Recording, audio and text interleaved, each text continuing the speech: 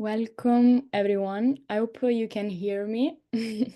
And I will wait some more minutes, like a few minutes more, before starting, so to let everyone to join. I will just wait some minutes.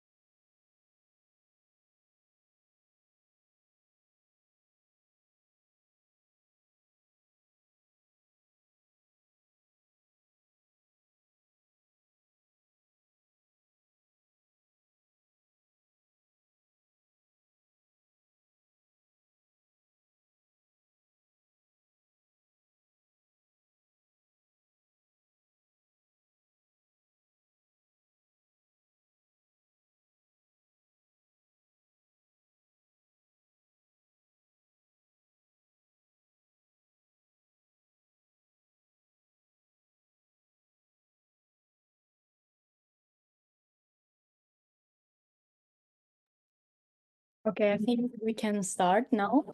So I hope you can see the screen. Before introducing the speaker, I just want to say some practical things and something more about Thornton Education Trust. So in terms of the practical things, please to hold if any questions, anything come to you, please put the question in the chat.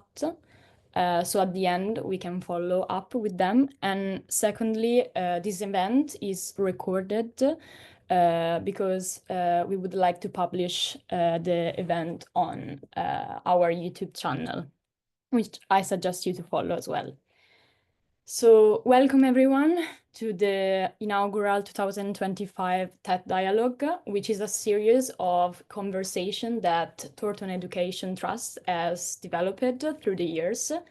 And this specific TET Dialogue is dedicated, as you can see, to the Learning Connection report. I have to say apologies from Victoria, who couldn't join us due to the unexpected connection that isn't working. And to tell you something more about Thornton Education Trust. So the purpose of our trust is to integrate architecture and urban design in children and young people education. So we do all to amplify their voices, their opportunities, and also in a very precise way in terms of the built environment space. So we constantly ask some fundamental question, which is why children and young people are consistently excluded from like shaping their communities, but also like the spaces they live in, and how we can shift these narratives into something more inclusive. And secondly, why there is so little in terms of creative learning in their education and school curriculum. And thirdly, who is helping to give them the voice.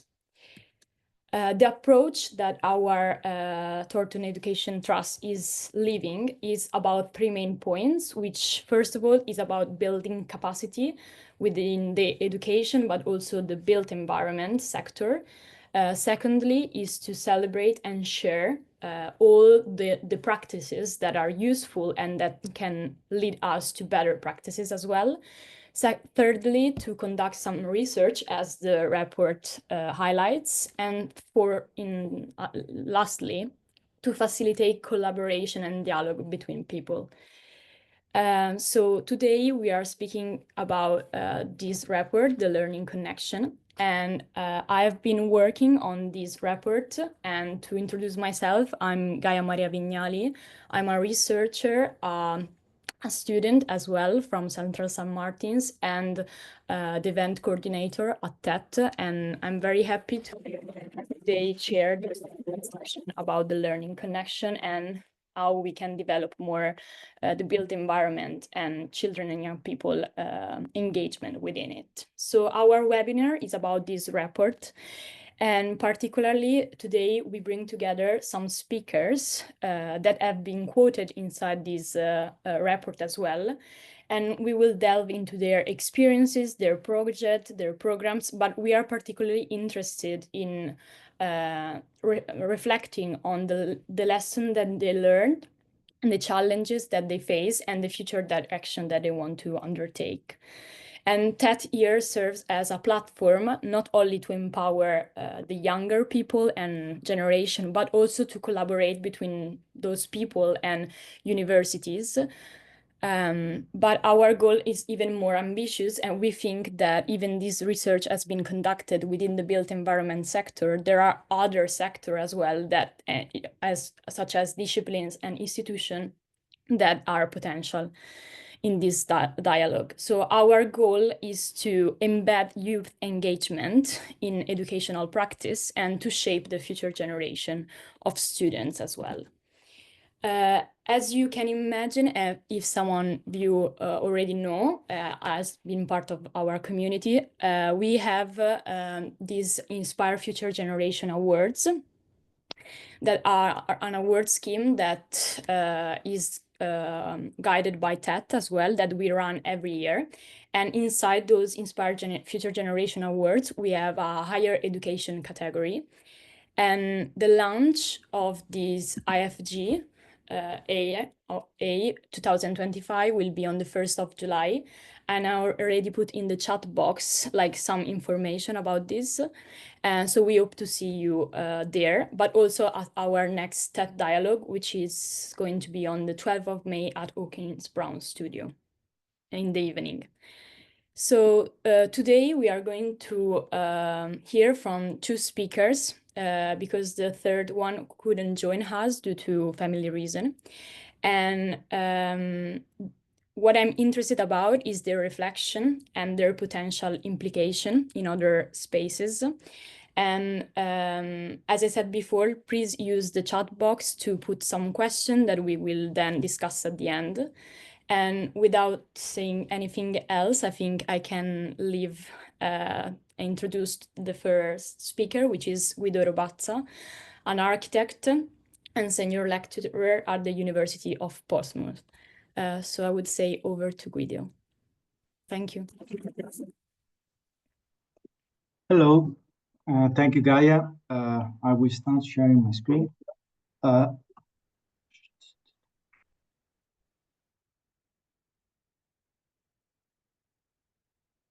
Okay, well, thank you, Gaia. Thank you very much for having me sharing my experience, and thank you, everybody attending.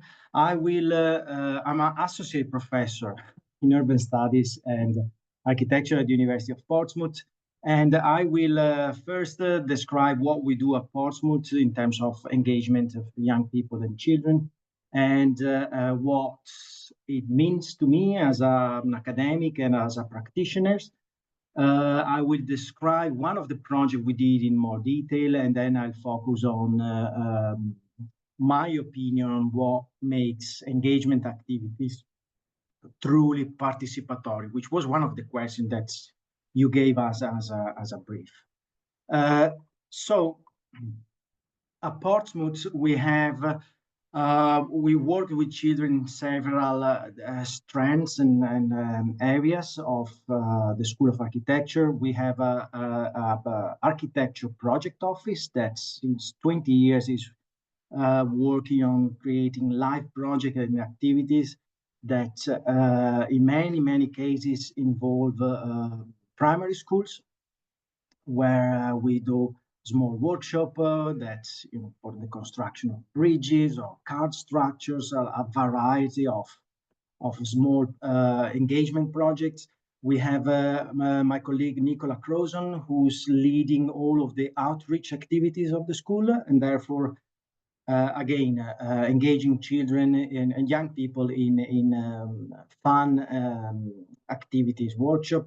We also work in terms of research. There is a colleague, Roxy Di Castiani, who's leading a project on green walls. So is developing a series of green walls within a primary school. And she was mentioning the Toronto Education Trust from the prizes from last year. And then I have been developing a number of live projects, including students in architecture and young people in the development of temporary structure in public space, which is represented in the images that you see here. In the last 12 years, I probably developed 12 temporary projects, intervention in public space. And among those, 5 have been particularly focused and been working with young people as a community. Here you see them. The first one was in 2016, I Heart Pompey. This was with a youth club in Somerstown, which is one of the most deprived neighborhoods here in Portsmouth. And we did a number of consultation and workshop activities with them to then construct the structure. The second one was the Sound Garden. In this case, we worked with a primary school, and we started embracing 80 children, and then out of those, 10 fully participated to the residency and the construction workshop of this Sound Garden. The Puppet City, with my colleague Matt Smith, was hijacking basically festivals in the city to propose children to play with us on this modular cardboard system. And it wasn't only constructing this potential city, but also was focused on inhabiting it with puppets. Forest Flare in 2022 was developed with community interest company in a forest nearby Portsmouth, and we work with and for the kids that play in this forest, creating this shelter. And then the last project is Via Libera in Palermo, where we, in collaboration, of course, with the school and a number of local organizations, occupied the street in front of the school and turning it from a vehicular space into more playful and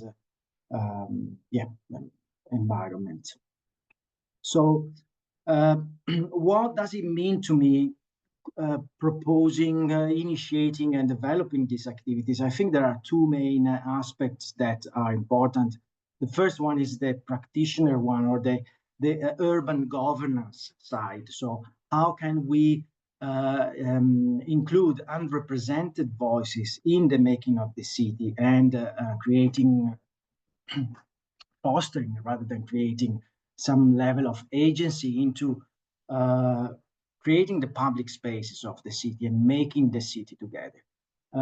So how can we create more playful spaces? How can we create safer places for more vulnerable group, in this case, young people that are, as Gaia said, underrepresented, still underrepresented, although there is more and more attention to it. The second aspect is the educational one. I'm an academic, and this project became important for the teaching architecture, and but in particular the learning of specific skills that are soft skills, that are about learning on participatory processes and co-creation and how to care for about others. So, what is the role of the architects in contemporary society, and exploring, the fringes of our profession around the built environment and the disciplinary boundaries. So if I focus and I tell you more in detail about the Via Libera Palermo, I'll describe the methodology that we, across this project, further developed, and I think ultimately it works in an interesting way. So the first step of this method is engaging the community, the young people and children, into developing a design brief. So defining a place that is relevant to them and how would they like to see it change. This brief is then forms of a competition package. So there is a competition that is open to all our students in architecture across the years, and they developed a response to that brief. So here you can see a number of responses to this Via Libera project. And with this range of options, then are proposed to the community, the children of Via Libera project in this case, and they discuss around them up to deciding which one they prefer. So we generally rank them, and then that one is the one that is further developed into a detailed design where students in architecture are the leading architects, and then the last stage is the construction workshop. The construction where everybody comes together is a sort of a residency workshop that lasts approximately 3 to 4 days, depending on the complexity of the project. And something very important in this phase is making sure that everybody is included. So all the type of activities that are proposed include all the different level of skills. So, and then the last moment is the moment of celebrating the achievements. I think also very important in all this entire process is the aspect around research. We are academics, so we need to do research. So this is how the space is lived and used by the children in the aftermath of the residency workshop. So research is an important aspect for us as academics. So throughout the process, we hold informal conversation with the community group, and also we ask them to fill certain questionnaires, and the questionnaires are around specific research questions that are tailored to the project. So in this case, it was how can, what can we learn from collaborative process? So collaboration among different groups has some specific learning outcomes. So we ask and try to investigate what new knowledge has been created, what skills have been learned, and how, if there are any teamwork skills that have been learned, and from who different groups have learned. So, focusing on the question that's, how can these activities be, how can we ensure that they are meaningful and relevant for young people and university? I have a few points. The first and most important one is around priorities and how we define our priorities. And I think the ethical position of the practitioner is fundamental in deciding what priorities are, followed. I think when we propose and do this project, there are often conflicting forces. For example, if we focus more on the building capacity, we would take decision in a certain way, rather than if our priority is the learning outcome of the students in architecture, we would take slightly different decision. Or the research agenda has also different priority and forces that push.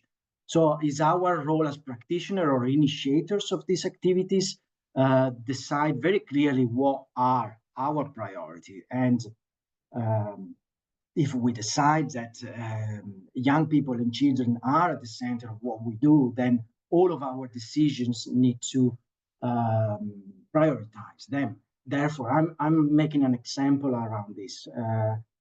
The academic calendar is very bound to assessment dates or to a number of things. But if a live project really need to respond to the need of the community, well, those dates are often not really suitable. And therefore, how do we take this decision? what do we prioritize? In this sense, for example, I have, although I tried, I've also decided that all of these live projects should not be embedded in the curriculum of the School of Architecture in Portsmouth, because having tried that has created some constraints that were not really difficult, in a very difficult way. They were sticking to what we really needed to make it more relevant for the community group.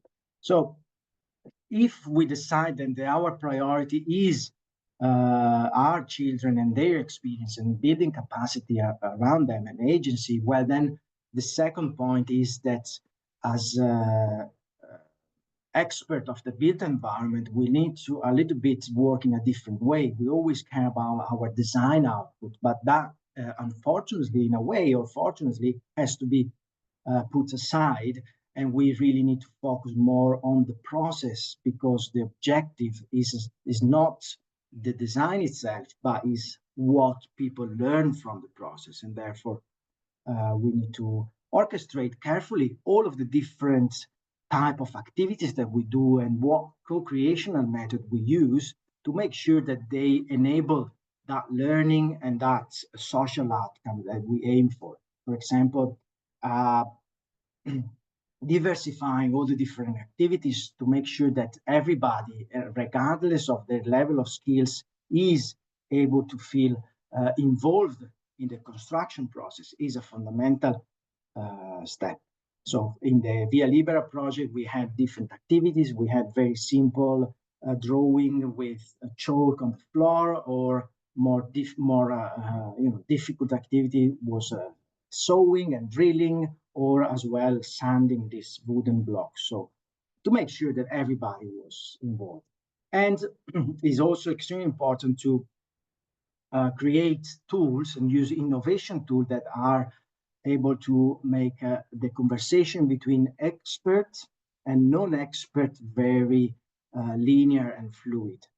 And ultimately, I think if we act in this way and if we prioritize our choices in this way, well, we need to also be able to embrace risk and mistakes and imperfection, and not really be bothered too much about the outcome, but whatever it is what is the best thing it can be, because we sort of made it together. This brings me to my last point, which is embracing risk in a way that, for example, I had to fill a very lengthy risk assessment for each one of these activities, which is, of course, very important.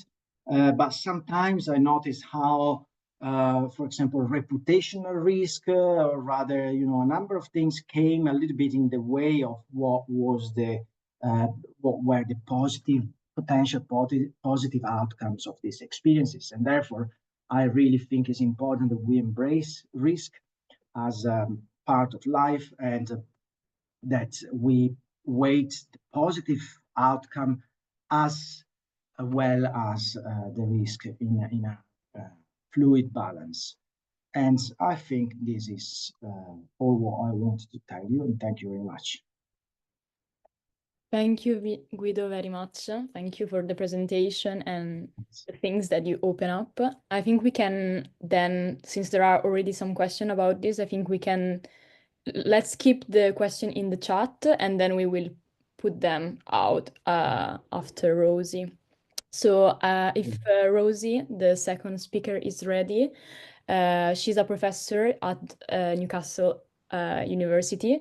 So I think if you are ready, Rosie, to share your experience.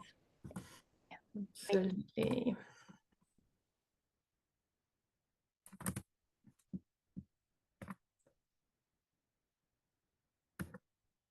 Hi, everyone. Lovely to not see you today. Lovely to be here with you today. Yes, so I've taken quite a pragmatic approach today, thinking from the perspective of primarily someone in a university, thinking, where might we do this kind of work? What are the possibilities? But also through that process of thinking from that perspective, hopefully also outlining or highlighting some opportunities for collaborators to get involved as well, if there are people out there who are thinking more about how they might collaborate with universities on this kind of work. So as soon as we talk about these kinds of activities, I think for a lot of people, it sounds very attractive, but with the best will in the world, we have a lot to do, don't we, academics? There's such a lot to do, and we have to be realistic and pragmatic. There might be lots and lots of positive aspirations to do this work, but how can we realistically fit it into what we do? So that's what I've tried to do here. I've come up with ideas that seek to find resonance with what we already do, what universities want us to do, and align with those activities and agendas. So what I'm doing is I think it maybe is quite a nice complement to Guido's presentation, in that I'm going to take the long view on all sorts of different kinds of activities and talk about them not in depth, but in just to point out the different types of channels through which we might engage in engagement with children and young people in a university. So this is my challenge to myself: 10 minutes, 10 opportunities to integrate child and youth built environment engagement and education into higher education practice. There are quite a lot, and I'm sure you'll think of more. So let me look at my watch. Okay, let's see if this is 10 minutes. Here we go. Right, first of all, really important agenda for universities, the civic university, or whatever the current terminology is, because it changes all the time. However, what I'm talking about are those positive partnerships and interactions with the cities in which universities are located and the regions within which universities are located. And there are lots of opportunities here for integration of working with children and young people, but also finding support for that work that might make that more possible and make it make resources easier to find as well. So for example, you might find that there are partnership boards at the university with organizations that are working with children and young people. It might be that there's a partnership with someone like the National Trust. We have one of those, and up here with Northumbria as well. Northumbria University is partnering with the National Trust, and there are lots of opportunities there to think about how you might work across different sectors, but with the support of different organizations at a higher level. Also, of course, we have in many universities, we have research centres. You might have an equivalent of this in your own university. Newcastle, it's called the Centre for Children and Youth. And through those kinds of centres, we find that there are really positive connections to local, city, regional organisations with whom we can set up really good partnerships to work with children and young people. Similarly, there are various university public-facing what would we call these? Spaces and places that are more public-facing that the university supports. So at Newcastle, we have the Farrell Centre, for example, and Sheffield, there's LiveWorks, etc., etc. It might be that it's similar to the project office at Portsmouth. There are these more public-facing units within universities as well, with whom we can work. And the Farrell Centre, as an urban room and architecture centre, works really closely with schools and youth groups, and offers family-based activities as well. Now, the most obvious, perhaps, route is the widening participation agenda and outreach activity. As Guido said, we often have somebody within a department who's responsible for that kind of work. But we also have teams of people, often very small teams, but teams of people who are dedicated to that in universities, who are full of knowledge about engagement with children and young people, not specific to built environment, but certainly know what the networks are, how to access people, what kind of things have reciprocal benefit for schools and youth groups, etc. And it's really worth working with those people to develop your ideas to work within frameworks that already exist. So here, the goal, as Guido was saying, it's about what are the priorities. In this particular context, the priority might become to support children and young people to think about their aspiration to go to university, but that can easily be coupled with engagement with the built environment. So again, there might be regional and national collaborations that you can work with to support this kind of work.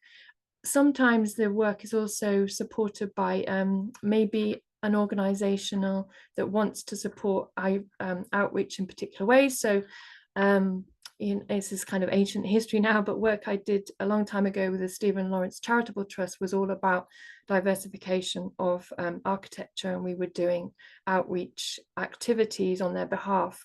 That was in Sheffield.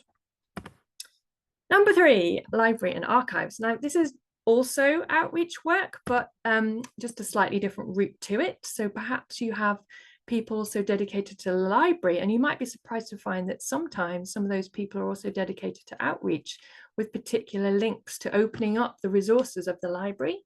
So here, one example was a work we did with our library outreach team. The whole point was that they were trying to open up their archives.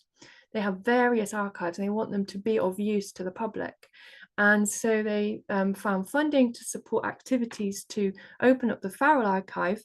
But attached to that, we developed a whole program of hands-on activities. We did this collaboratively with engineering, and it became a means to offer creative hands-on activities, an inspiration hopefully for or a way to understand better what might happen as an architecture student.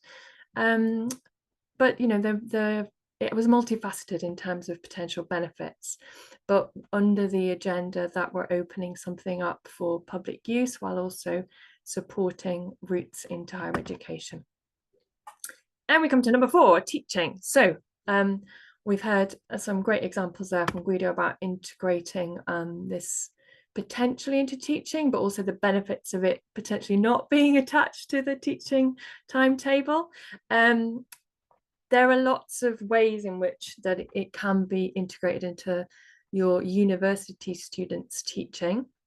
As Guido said, you need to really think about what the core is, what the priorities are, who's learning and teaching is sort of prioritized, or how do you make sure that everyone is learning along the way. It might be that it is integrated into live projects, as we've seen, or service learning, as it's often called in the States.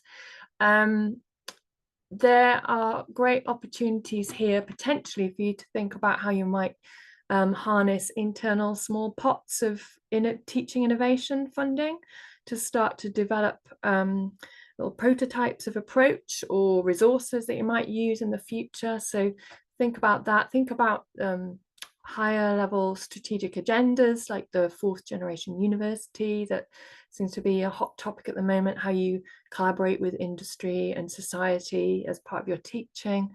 Yeah, so I think there are many different ways in which you can do this, and the other is to position children and people as a client for any project. So it might not be live, it might be though that there is some level of engagement with children and people as their clients or users for a design brief that you're setting.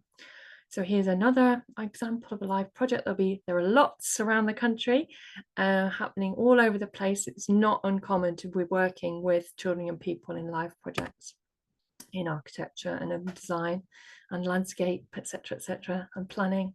There might be external activities going on which you can tap into. So one year the London Architecture Biennale was all about working with schools, getting students from universities to work with schools in London and get them engaged. You can even do live projects right from year 1 and partner up with schools. So this was a project I did when I was at Sheffield, and we worked with a whole range of different schools in Sheffield and got the first years working with them. Scholarship. So off the back of this, well, why would you do any of this if you're an academic and if your main remit is teaching? Well, it is really rewarding, of course, but you can also turn that into scholarship. There are fabulous opportunities within this kind of work to explore pedagogy, to reflect on your own teaching and learning practice, to, if you want to really record this as a form of scholarship, it's really important to clarify the focus of your inquiry, your pedagogical intent, to try to situate what you're doing in the wider body of literature, and really try to think about how you are, reflect on how you're developing practice and developing learning and teaching practice. So as well, you might, as well as encouraging your students, for example, to gather evidence along the way, you might want to be gathering your own, to use this as evidence of your own inquiry. And it might be something that you then seek to publish or share at conferences, etc.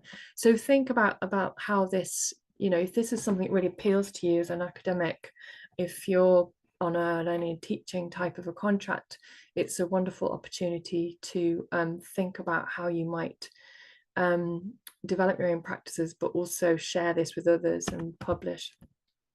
Research. Well, of course, if people are researching agendas, if they're research questions, as a researcher, really tap into issues linked to children and young people, this is quite straightforward. So you might be someone who has research in built environment education or child-friendly cities, or etc., play, making cities more playful, etc. That's quite straightforward. But it might be that that's not something you've done yet, you want to look into. So there might be small pots of internal seed funding. This is one that I did a very long time ago, where there was some internal seed funding for research. And I just worked collaboratively on an action research project with some schools in the area. And we looked at how we could develop a construction kit that would be useful for primary teachers to use in their own teaching. This was and then we built upon that, so incrementally building. We got some funding then from the Paul Hamlin Foundation to look at how we might do more action research projects on a range of different topics in a range of different schools. So building up gradually and building upon these activities to kind of grow confidence in that research area. We had the teachers as our co-researchers experimenting with us, alongside us. And then of course we are asked to think about the impact of our research, aren't we? This is very important nowadays, to absolutely be able to evidence that. One thing I think is quite interesting here is, yes, we should be collecting evidence of impact in the research we do, and it kind of is obvious if we're already working with children and young people, but there are also opportunities to reach children and young people with research that has nothing to do with children and young people. So think about this too. So it might be that your work doesn't currently work with children and young people. It's not an agenda that you think is obviously relevant to them, but quite often universities have these kinds of festivals. This was a STEM festival. There are social science festivals at Sheffield. It's quite a common phenomenon, I think, in universities. And one year, someone took their research into school classrooms to communicate it to the children, but also explored with the children what forms of dissemination they thought were appropriate for children and young people, which was wonderful. So they became the researchers thinking about dissemination of this information, these research findings, but creating forms of dissemination which tapped into children's and youth culture, which were appropriate and would communicate with them in appropriate and relevant ways. Advisory bodies and governance. Oh, I think I've gone over my 10 minutes, haven't I? I'm not doing very well. Here, I think do consider including children and youth. This is a very quick point, really, about how there are opportunities to include children and young people on advisory boards, steering groups for research projects, etc. So think about how you can do this. This is a very clear route to children and young people having a voice in what we do in universities. Careers support. The teams, again, attached to careers can be a wonderful wealth of knowledge. So if you're engaging your students, for example, in live projects, career services might be people who are great at supporting you with how to support students with team working, with collaborative working, etc., and actually trying to identify the skills and capacities that they're developing through this work that they're doing with children and young people. So this is about kind of helping you to find resource and support, so you don't have to do absolutely everything yourself and be the font of all knowledge for these activities. And this is something I don't think I've made the most of. Some colleagues have done this in other contexts, but so this is a module that that I facilitate with MArch students. It's called Learning Lab. They conduct their own action research with teachers and children in schools in order to support the development of resources for built environment education and embed those in schools. And I think it's something I could really do with pursuing further, so that the students can really be helped to identify the capacities they're building for their future practice. Number 10, finally, consultancy. So we all potentially can do consultancy work as people working in universities as well. It might be that you're looking to evaluate B programs or invited to that are carried out by others, or you might be building capacity for B among other organizations. Again, way back when, I did this as part of summer schools. So I've been invited to offer workshops for local authorities, summer schools, for example, something you might get into, or potentially to evaluate other projects. This was the Stephen Lawrence Trust Charitable Trusts program that we did a legacy evaluation of. So in sum, it really helps to align and embed efforts to engage children and young people, rather than it being yet another thing on your list that you have to squeeze into your spare time, as much of our life is as an academic. So yeah, being realistic and really making the most of all those potential collaborations and all that wealth of knowledge that there is in the university beyond your own school, also within your own school. Find that support, seek enjoyment and enrichment of what you're doing for yourself as well. And through this process, you'll raise awareness of opportunities among other people. And wherever possible, I think it's important to try to think about the longer term. You might not be able to start with, but if we continue to do things that are just, scrape together little pots of money every now and again, or just throw in children and young people occasionally into learning and teaching, that's all great, but it's a lot of effort every single time, and we need to think, I think, about the longer term strategies for embedding this in the various activities we do in ways that make it more sustainable. Thank you very much. Thank you, Rosie. This is brilliant, I think. And I think we can now leave some space to Dhruv from Narrative Practice, because I think it's kind of nice to also think about another side. So from a practice perspective, and how practices can involve in children and young people into education. So I think if Dhruv has something to say about this and the experience in narrative practice would be brilliant as well. Hi, yes, absolutely. Brilliant to hear from Guido and Rosie. I think it's really important to actually have this conversation, especially as this morning I just read the ARB Commission on how we can integrate young people into practices themselves. But anyway, that's a whole different point.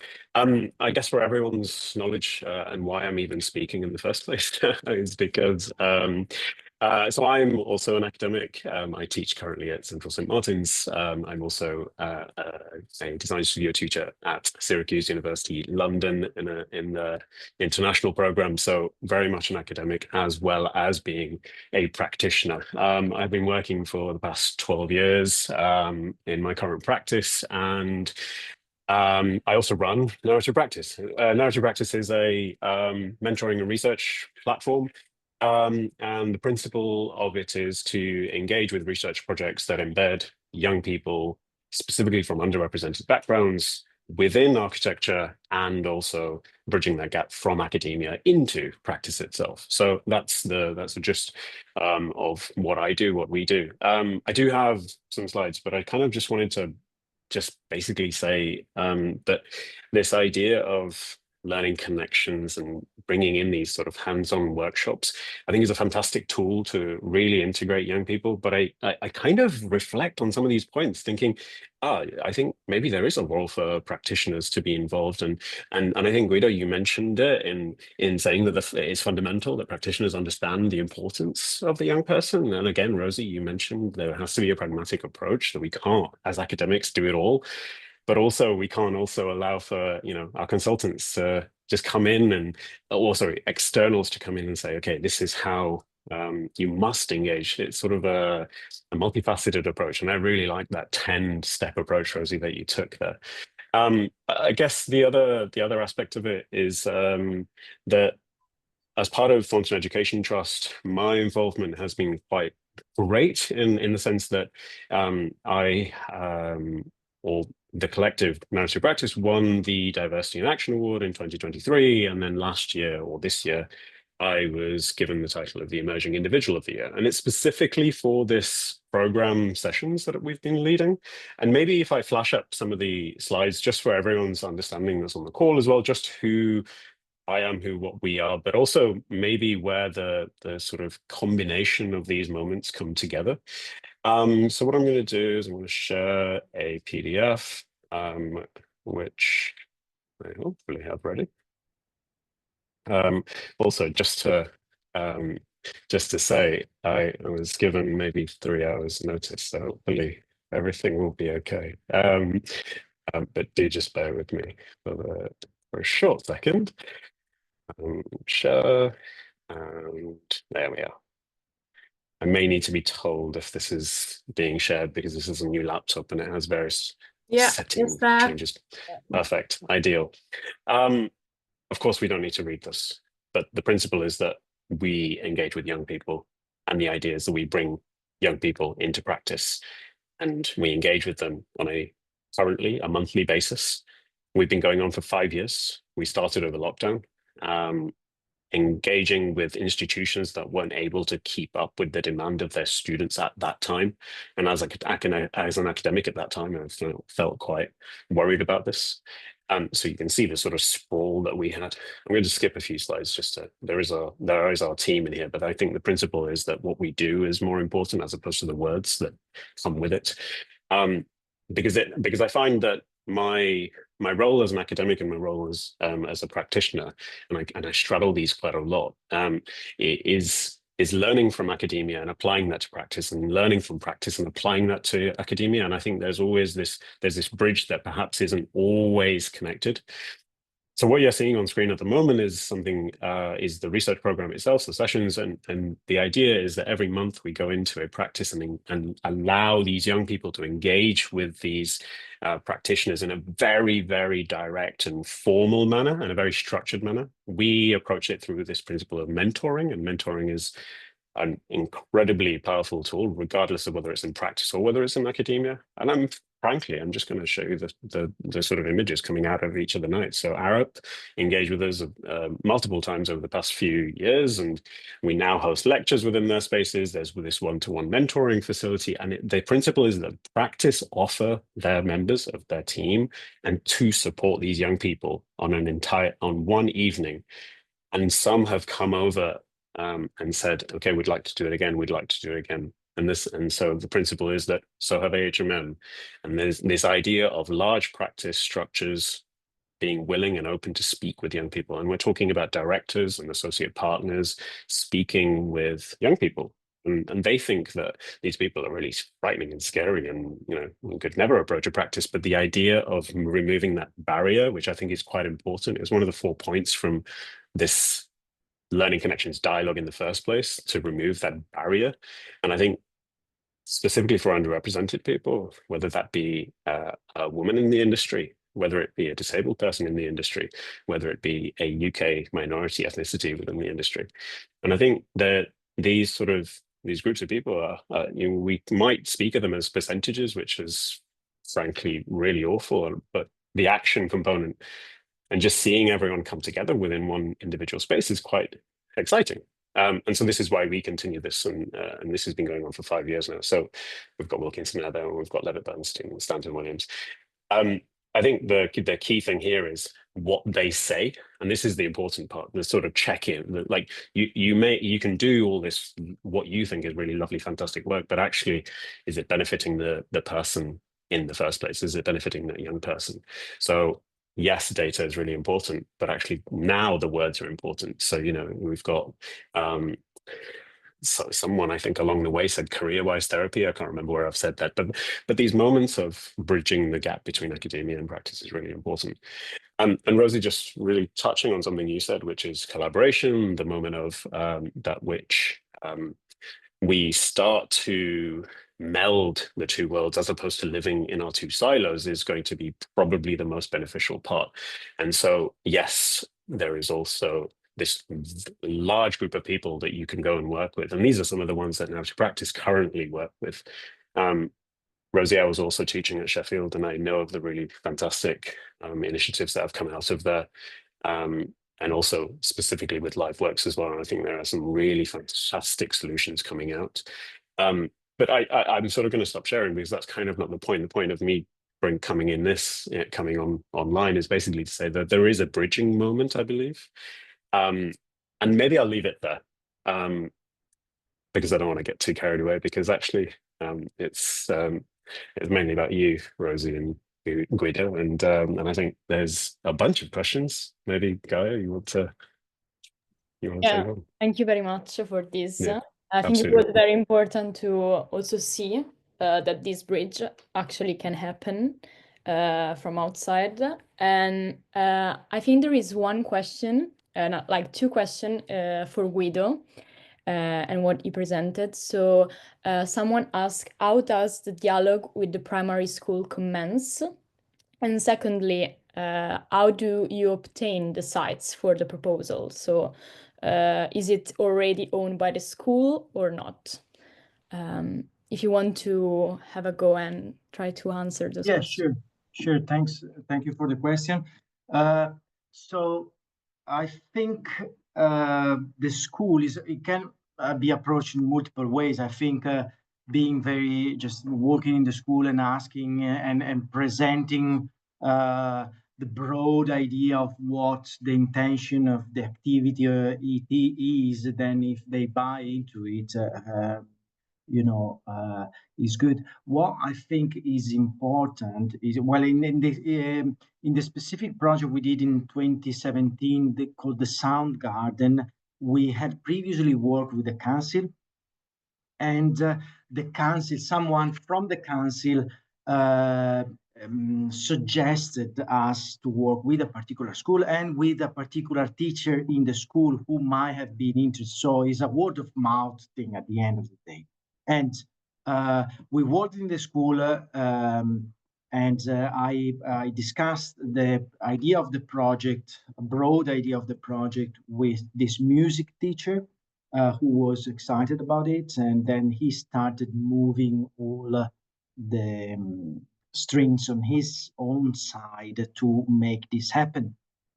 And therefore, there was a strong willingness from the school, and there was a buy into the idea of making, hands-on making for the children. And indeed, then the result was a sort of music-oriented pavilion.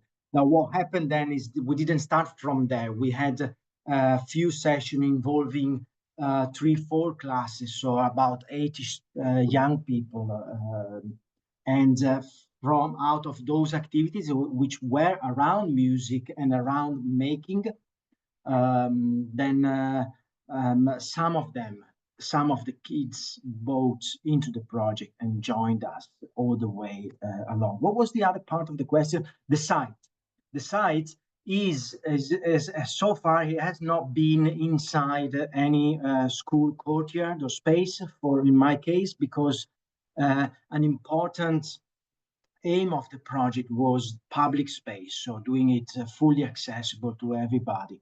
And so we mapped the spaces around that particular school until we found a slightly neglected space, and that was owned, public space owned by the council, the local council, where then you start needing permission from COLAs, from a number of people that take care of that space, but then that was publicly owned. And they are around that. Did I answer both parts of the questions? Yeah. I think okay. so. Thank you very much, Guido. Yeah, and thanks. I think that along those conversations that we had, there was an interesting point, at least for me as a student as well, about this aspect of the long-term engagement.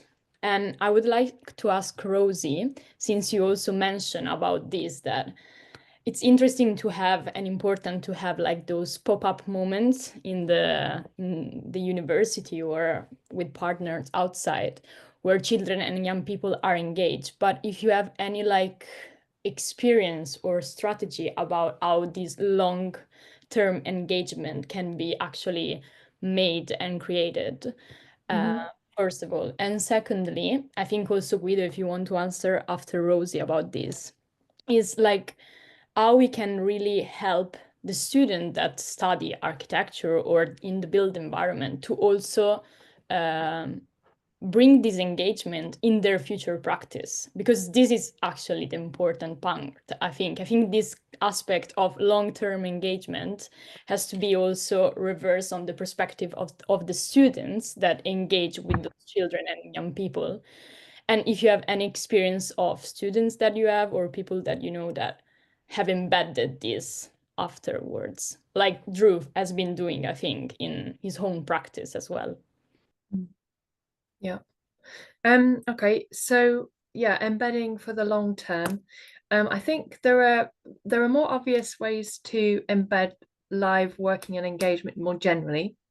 And within that, it might be that you could and there are different vehicles for doing that. So different universities have managed to embed that because they have a module, for example, that is always a live working module or an engagement module. And then within that, you could establish one thematic strand, one studio, whatever your structure is, that is always something to do with children and young people. And that would be quite structurally embedded way of doing that. And so, yeah, and I'm not going to give examples because I know there's lots and lots of places that have that really strong live project structure really embedded in their curriculum and approach.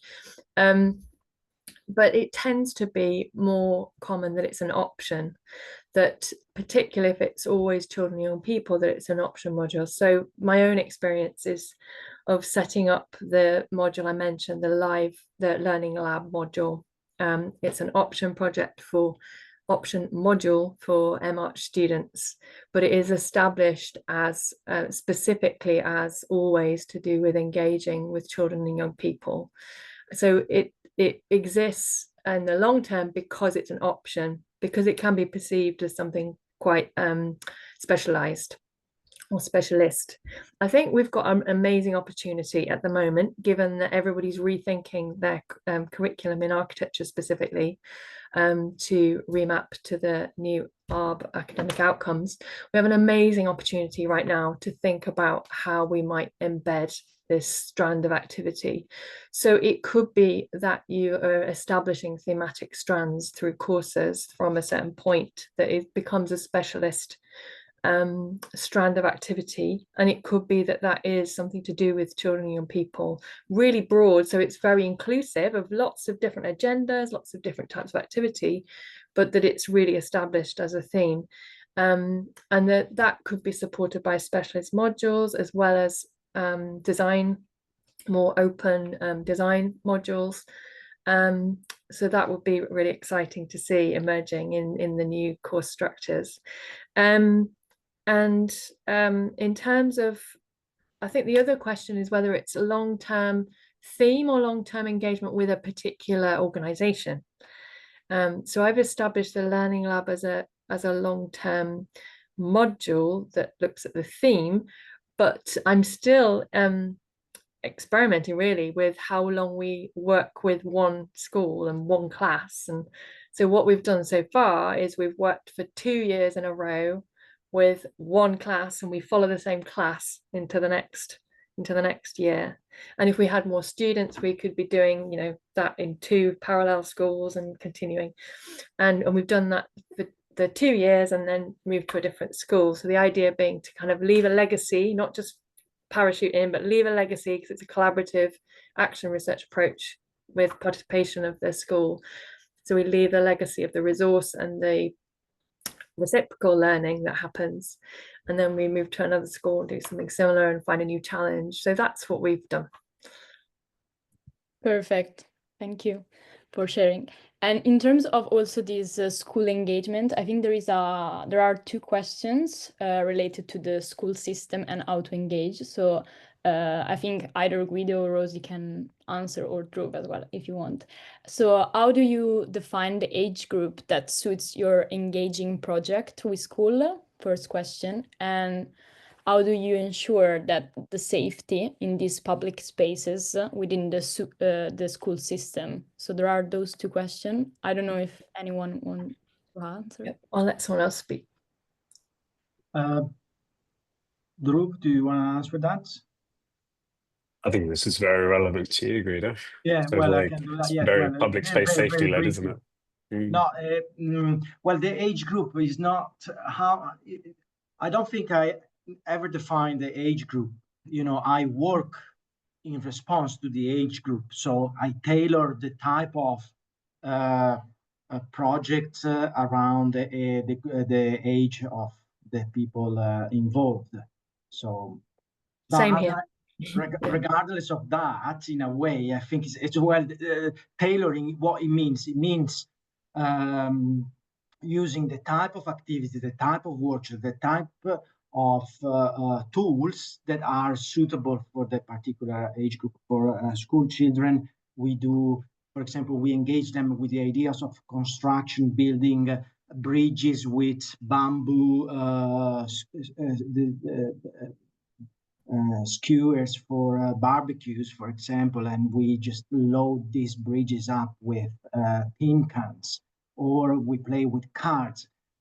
We just don't go beyond sort of level of skills expected from the age group, and we move accordingly. That would not be suitable for a group of a youth club where young people have 15, 16 years old. So it depends, no? So if you decide what you do accordingly to the age group. Then how do we ensure safety in these public spaces? Well, we tend to stick to regulations in that sense. If we're putting anything on the public space, that really, of course, need to apply, safety.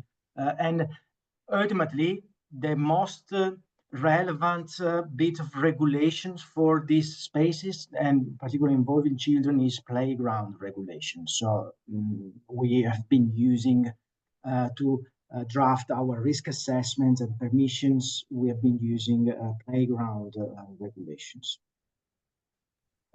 Perfect.